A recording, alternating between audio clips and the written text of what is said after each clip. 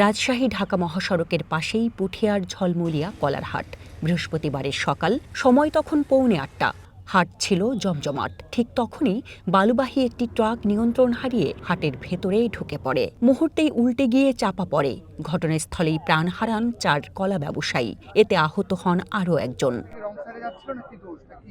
প্রত্যক্ষদর্শীরা জানান, বালুবাহী ট্রাকটি রাজশাহী শহর থেকে নাটোরের দিকে যাচ্ছিল। ঝলমলিয়া হাট এলাকায় পৌঁছালে বিপরীত দিক থেকে আসা একটি মাছ বোঝাই ট্রাকের সঙ্গে এর সংঘর্ষ হয়। এতে বালুবাহী ট্রাকটি উল্টে গিয়ে চাপা পড়ে মারা যান তারা। নিহতরা হলেন নাটোর সদর উপজেলার কাফুরিয়া গ্রামের শাহিন আলীর ছেলে সিয়াম, পাইকপাড়া গ্রামের আক্কেল প্রামাণিকের ছেলে মুনকের প্রামাণিক, নাটোরের বাগাতিপাড়া উপজেলার সালাইনগর গ্রামের সোয়াম উদ্দিনের ছেলে সেন্টু ও রাজশাহীর চারঘাট উপজেলার আসকরপুর গ্রামের মৃত মাহাতাব আলীর ছেলে ইসলাম উদ্দিন। ইফাদ রোশেক স্পার্ট মিক্সে আছে সবচেয়ে বেশি মশলার সংমিশ্রণ। ইফাদ রোশেক স্পার্ট মিক্স মশলা। মহাসড়কের পাশে নিয়মিত এই কলার হাট বসানো নিয়ে ক্ষুব্ধ স্থানীয়রা। তাদের মতে, হাট সংশ্লিষ্টরা সড়কের অর্ধেকের বেশি জায়গা দখল করে রাখেন, ফলে প্রায়ই ঘটে এমন দুর্ঘটনা। আমাদের হাটের জায়গা ছোট, হাটের জায়গা থাকবে, এটা কথা ঠিকই আছে। মূলত মেন ঘটনা ঘটছে যে এই যে ওভারলোড গাড়িগুলা এগুলা নিয়ন্ত্রণ করতে পারে না। যে এই ড্রাম ট্রাকের পিছনে একটা লোক যেতে পারে না, ব্যাপক পরিমাণে আপনার হচ্ছে বালু।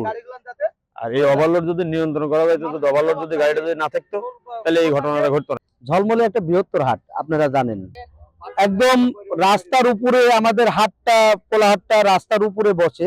প্রশাসন মহোদয়ের কাছে আমাদের জোর দাবি যে হাটের দিন অন্তত পক্ষে 4-5টা পুলিশ দিয়ে যদি নিয়ন্ত্রণ করা হয়, তাহলে হয়তোবা এরকম দুর্ঘটনার সম্মুখীন না হওয়ার সম্ভাবনাই বেশি। মাছের এক পিকআপ ছিল, পিকআপটা ওই বালুর ট্রাকের সঙ্গে একটু বাড়ি লাগছে, লাগার পরে এই বালুর ট্রাকটা আপনার হচ্ছে কোনো দিক পায় নাই, না দিক পায় কলাহাটার দিকেই ঢুকে খানিক দূরে মানুষজন, মোটর সাইকেল ছিল সামনে একটা, ওটা ছাতু হয়ে আসলো। আসার পরে আমরা দৌড় মারছি, আর খানিক দূরে যাই বাসটা পোল্টি মারছে, মানুষজন সহ। হাটে প্রচুর লোক ছিল, লোকজন সহই। অন্যদিকে নিয়ম না মেনে বাজারের পাশে হাট বসানোকেই এই দুর্ঘটনার মূল কারণ হিসেবে দেখছেন স্থানীয় হাইওয়ে পুলিশ। সড়কের পাশে হাট বসানো নিষেধ, এ নিয়ে আমরা ইউনো মহোদয় এবং হাট সংশ্লিষ্ট সকলকে প্রতিনিয়তই বলি, তো ওনারা ব্যবস্থা নিচ্ছেন। আজকেও যেমন সকালবেলা আমার টহল পার্টি কলারহাট থেকে দূরে, ব্যাপারীদেরকে দূরে বসিয়ে দিয়েছিল। ঠিক কলাহাট পার হয়ে থানায় না পৌঁছতেই এই দুর্ঘটনার সংবাদ আসে আর কি। তো মহাসড়কের পাশে হাট বসানোর বিষয়গুলো আসলে হাটের কর্তৃপক্ষদেরকেই বলতে হবে যে তারা কেন বসে। আমরা বারবার বলার পরেও তারা বসাচ্ছে। ঘটনা ঘটার সঙ্গে সঙ্গেই জানছি, আমার পার্টি এসে 7:40-45-এর দিকে ঘটনা হবে। তো সঙ্গে সঙ্গে এসেই আমরা ফায়ার সার্ভিসের সহযোগিতায় ওখান থেকে ডেড বডি উদ্ধার করে আহতদেরকে হসপিটালে পাঠাই। পুলিশ জানান, নিহতদের মরদেহ পরিবারের কাছে হস্তান্তর করা হয়েছে। দুর্ঘটনা কবলিত বালুবাহী ট্রাকটি উদ্ধার করে থানায় নেওয়া হয়েছে। আমরা প্রাথমিক তদন্তে যতটুকু জানতে পেরেছি যে ঘটনাস্থলেই স্পটে 3টা মৃতদেহ পাওয়া গেছে এবং একজনকে সম্ভবত নিয়ে যাওয়ার সময় তার আত্মীয়স্বজন এখানেই ছিল, যাওয়ার পথে ওখানে মারা গেছে। যতটুকু জানতে পেরেছি যে ওইখানে যারা কলার ব্যবসা, কলার হাট আপনারা জানেন যে ঝলমলিয়া বাজারে কলার হাট বসে, কলা ব্যবসায়ী ক্রয় ক্রেতা বিক্রেতাদের মধ্যে হবে। এতে আইনগত প্রক্রিয়া ব্যবস্থা নেওয়া হচ্ছে।